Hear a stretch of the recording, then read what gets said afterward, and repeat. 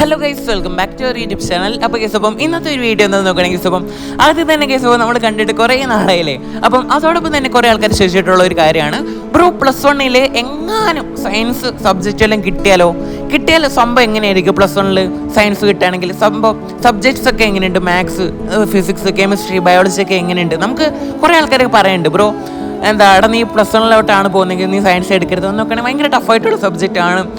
ശരിക്കും പറയണമെങ്കിൽ അപ്പോൾ ഇവരൊക്കെ പറയുന്ന പോലെ തന്നെ ശരിക്കും ടഫായിട്ടുള്ള സബ്ജക്റ്റ് ആണോ +1 സയൻസ് നോക്കുകയാണെങ്കിൽ? പഠിച്ചാൽ കിട്ടാന്നേ ഉള്ളൂ. എങ്ങനെ ശരിക്കും മാത്സ് ഒക്കെ ഇതിനകത്ത് +1 സയൻസിൽ 10ാം ക്ലാസ് ഒക്കെ വെച്ച് നോക്കുകയാണെങ്കിൽ പഠിച്ചാൽ പറ്റാന്നേ ഉള്ളൂ, അത്ര കഷ്ടപ്പെടണോ എന്നൊക്കെയുള്ള ചോദ്യത്തിന് ചെറിയൊരു ഉത്തരമായിട്ടാണ് ഇന്നത്തെ ഒരു വീഡിയോ. അപ്പോൾ നമുക്ക് എന്താ വീട്ടിലിട്ട് പോയാലോ?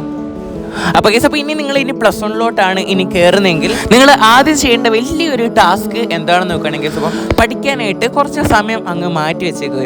പഠിക്കാനായിട്ട് കുറച്ച് സമയം ചിലവെക്കുക നോക്കുകയാണെങ്കിൽ എല്ലാ ദിവസവും നിങ്ങൾ ഒരു ടൈം വെച്ചേക്കാം. പഠിക്കാനായിട്ട് കുറച്ച് സമയം മാറ്റി വെച്ചേക്കാം നോക്കുകയാണെങ്കിൽ നിങ്ങൾക്ക് എപ്പോൾ വേണമെങ്കിലും എടുക്കാം. ഞാൻ പറയുന്നത് നിങ്ങൾ 7 മണി മുതൽ വൈകിട്ട് 7 മണി മുതൽ ഒരു 11 മണി വരെ പഠിക്കുക.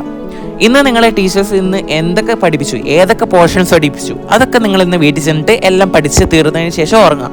എന്നിട്ട് രാവിലെ ജസ്റ്റ് നിങ്ങൾ അത് ജസ്റ്റ് ഒന്ന് ചുമ്മാ ഒന്ന് വായിച്ച് ഒന്ന് റിവൈസ് ചെയ്താൽ ഒന്ന് പേപ്പർ ഒന്ന് മറിച്ച് നോക്കിയാൽ തന്നെ നമുക്ക് മനസ്സിലാവും.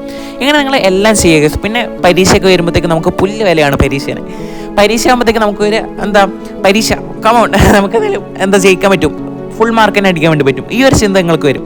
സോ എല്ലാ ദിവസങ്ങളും പഠിക്കാം. ഇന്ന് 7 മണി മുതൽ 11 മണി വരെ പഠിച്ച്, നാളെ 7 മണി മുതൽ 11 മണി വരെ പഠിച്ച്, മറ്റന്നാൾ പഠിച്ച്, അതിനിപ്പുറത്തെ ദിവസം പഠിച്ച്, അങ്ങനെ എല്ലാ ദിവസവും +1 കഴിയുന്നോടെ വരെ നിങ്ങൾ പഠിച്ചു നോക്കുക. പഠിച്ച് നോക്കുന്നല്ല, പഠിച്ച് നോക്കണം കേസ്. ഇപ്പോൾ ഇത് എനിക്ക് തരുന്ന വാക്കാണ്, നിങ്ങളെല്ലാവരും തന്നെ വാക്ക് തരാം.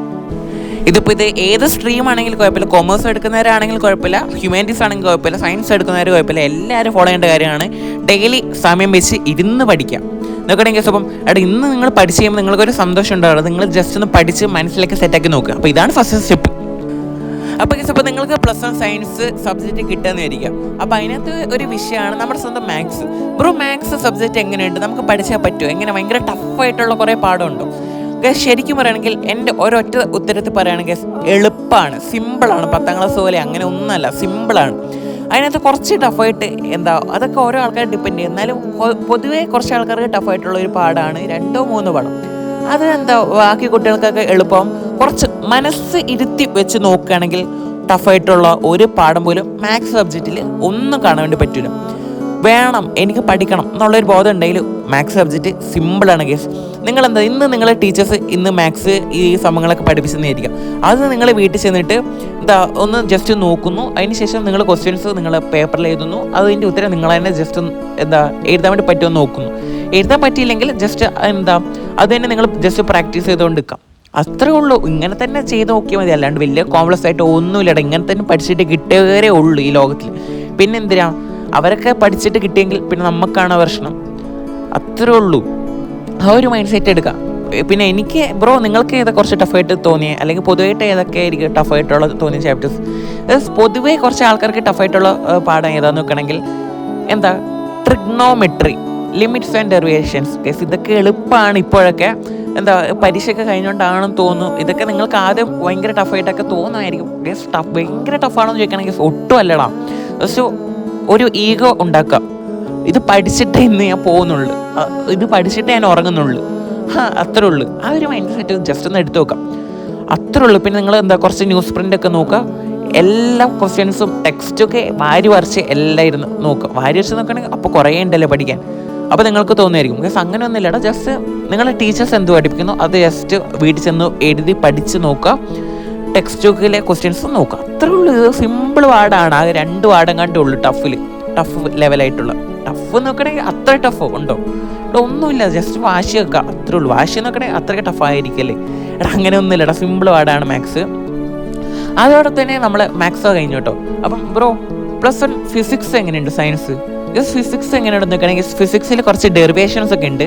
ബ്രോ എന്താണ് ഈ ഡെറിവേഷൻസ് നോക്കുകയാണെങ്കിൽ എളുപ്പത്തിൽ പറയുകയാണെങ്കിൽ ഇപ്പോൾ നമ്മുടെ കയ്യിൽ ഒരു ഇക്വേഷൻ ഉണ്ടെന്ന് വിചാരിക്കുക. ആ ഒരു ഇക്വേഷൻസിൽ വേറെ കുറച്ച് ഇക്വേഷൻസ് ആഡാക്കി അപ്പം നമുക്ക് എങ്ങനെ ഡെറൈവ് ആക്കി വേറെ ഒരു ഇക്വേഷൻസ് കിട്ടുന്നു എന്ന് നോക്കുകയാണെങ്കിൽ ഇപ്പോൾ നമ്മുടെ കയ്യിൽ മുട്ടയുണ്ടെന്ന് വിചാരിക്കാം. മുട്ടേനെ നമ്മളിങ്ങനെ എന്താ പൊളിച്ച് നോക്കണമെങ്കിൽ ഇപ്പോൾ നമ്മുടെ കയ്യിൽ ഒരു ഇക്വേഷൻസ് ഉണ്ട്, അതിനെ ഇങ്ങനെ ഡെറൈവ് ആക്കിയിട്ട് വേറൊരു ഇക്വേഷൻസ് കിട്ടും, ഒരു വ്യത്യാസമില്ലാത്ത ഒരു ഇക്വേഷൻ നോക്കണമെങ്കിൽ. ഇതൊക്കെ കേൾക്കുമ്പോൾ നിങ്ങൾക്ക് കുറച്ച് ഡൗട്ട് ആയിരിക്കും, ബ്രോ ഇതൊക്കെ ടഫ് ആയിരിക്കും അല്ലേ? എടാ ഒരു ടഫല്ല, വേറെ സിമ്പിളാണ്. നിങ്ങളിപ്പം അത്രേ ഉള്ളടാ, നിങ്ങൾ ഭയങ്കര ടെൻഷൻ അടിക്കേണ്ട ഒരു ആവശ്യമില്ല, സിമ്പിളാണ്. ജസ്റ്റ് മനസ്സിലാക്കി, ബാക്കി തിയറീസ് ഒക്കെ ഉണ്ടാവും, അതൊക്കെ ജസ്റ്റ് മനസ്സിലാക്കി വെച്ചേക്കാം. ഇത് നിങ്ങൾ ഒരു പാഠം എന്നതിന് ഉപരിയായിട്ട് ഇതൊക്കെ നമ്മുടെ ലോകത്തിൽ നടക്കുന്ന ഒരു സംഭവങ്ങളാണ്. ഇങ്ങനെയൊക്കെയാണ് നടക്കുന്നത് നോക്കുകയാണെങ്കിൽ. അതൊക്കെ നമ്മൾ റിയൽ ലൈഫിൽ എന്തൊക്കെ നടക്കുന്നത് അതൊക്കെ ജസ്റ്റ് ഫിസിക്സായിട്ട് കണക്ട് ചെയ്ത് നോക്കാം. എല്ലാം എളുപ്പമാണ്. പിന്നെ കെമിസ്ട്രി ആണ് കേട്ടോ, ഫിസിക്സ് സിമ്പിളാണ്, അത്രേ ഉള്ളൂ, വേറെ ഒന്നും പറയാനില്ല. അതുകൊണ്ടാണ് ഫിസിക്സ് ഇത്ര വട്ടം തീർത്തത്. കെമിസ്ട്രി എങ്ങനെയുണ്ടെന്ന് നോക്കുകയാണെങ്കിൽ +1 കെമിസ്ട്രി അത്യാവശ്യം ഡീപ്പായിട്ട് തന്നെയാണ് പോയിരിക്കുന്നത്. ഇപ്പോൾ നമുക്കറിയുന്നൊരു സംഭവമാണ് കെമിസ്ട്രി നോക്കുകയാണെങ്കിൽ. നമ്മുടെ ഹ്യൂമൻസിനെയൊക്കെ ഉണ്ടാക്കിയതാണെങ്കിൽ സെല്ല് വെച്ചിട്ടല്ലേ. ഈ സെല്ലിൻ്റെ അകത്ത് എന്താണ്, ഈ ആറ്റത്തിൻ്റെ ഉള്ളിൽ എന്താണ്, എങ്ങനെയാണ് ആറ്റംസൊക്കെ റിവോൾവ് ചെയ്യൂലേ, അതൊക്കെ എന്താണ്, എങ്ങനെയാണ്, അതേപോലെ തന്നെ ആറ്റംസ് റിവോൾവ് ചെയ്യുന്നത് എങ്ങനെയാണ്, ഏത് ഭാഗത്തോട്ട് സ്പിന്നിങ്, അങ്ങനത്തെ കുറേ സംഭവങ്ങളൊക്കെ വരുന്നുണ്ട്. അതൊക്കെ സിമ്പിൾ ആണോയെന്ന് ചോദിക്കുകയാണെങ്കിൽ കുറച്ച് ഡീപ്പായിട്ട് പോകുന്നുണ്ട്. അത് നിങ്ങൾ ടീച്ചേഴ്സ് പറയുമ്പോൾ ടീച്ചറെ മനസ്സിലായാലും പഠിപ്പിച്ച് തരണം, അങ്ങനെ തന്നെ ചോദിക്കാം. ഡൗട്ട് ഉണ്ടെങ്കിൽ ചോദിക്കാം, ഇല്ലെങ്കിൽ ജസ്റ്റ് മനസ്സിലായിട്ടില്ലെങ്കിൽ നിങ്ങൾ ഫ്രണ്ട്സിനോടൊക്കെ ചോദിക്കുക. അവിടെ മനസ്സിലാവാത്തതായിട്ട് ഒന്നുമില്ല, ജസ്റ്റ് സിമ്പിളാണ്, അത്രേ ഉള്ളൂ. കെമിസ്ട്രി അങ്ങനെ തന്നെ കുറച്ച് ഡീപ്പായിട്ടുള്ള 8 പാഠങ്ങളാണ് കേട്ടോ കെമിസ്ട്രിയിലുള്ള. ബ്രോ ഇനിയിപ്പം മെഡിക്കൽ ഫീൽഡിലോട്ടാണ് ഇനി പോകുന്നതെങ്കിൽ ബയോളജി എങ്ങനെയുണ്ട് നോക്കണമെങ്കിൽ നിങ്ങൾ ബയോളജി എന്ന് പറഞ്ഞ ഒരു സബ്ജക്റ്റ് അതിനെ 2ആയിട്ട് ക്ലാസിഫൈ ചെയ്തിട്ടുണ്ട്. ഒന്ന് സുവോളജിയും 2 ബോട്ടണിയും. സുവോളജിയിൽ എന്തൊക്കെയാണ് പഠിപ്പിക്കുന്നത് നോക്കണമെങ്കിൽ ഒന്ന് ആനിമൽസിനെ കുറിച്ച്, ഒന്ന് ഹ്യൂമൻസിനെ കുറിച്ചും.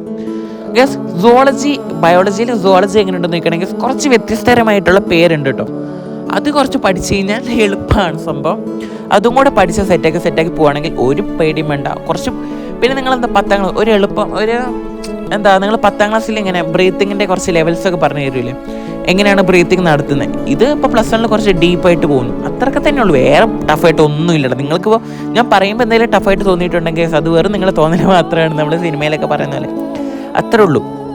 ബോട്ടണി എന്താണെന്ന് നോക്കണമെങ്കിൽ പ്ലാന്റ്സിനെ കുറിച്ചാണ്, പ്ലാന്റ്സ് വിത്ത് അങ്ങനത്തെയാണ്, ഫ്ലവേഴ്സിനെ കുറിച്ചൊക്കെയാണ്. അതുപോലെ തന്നെ കുറച്ച് ആൾക്കാർ ചോദിച്ചിട്ടുള്ള ഒരു കാര്യമാണ്, ബ്രോ +1 സയൻസ് ഹിന്ദി എടുക്കണോ അതേപോലെ തന്നെ മലയാളം എടുക്കണം? ഒറ്റ വാക്യത്തിൽ ഉത്തരം പറയുകയാണെങ്കിൽ ഹിന്ദി എടുക്കാം.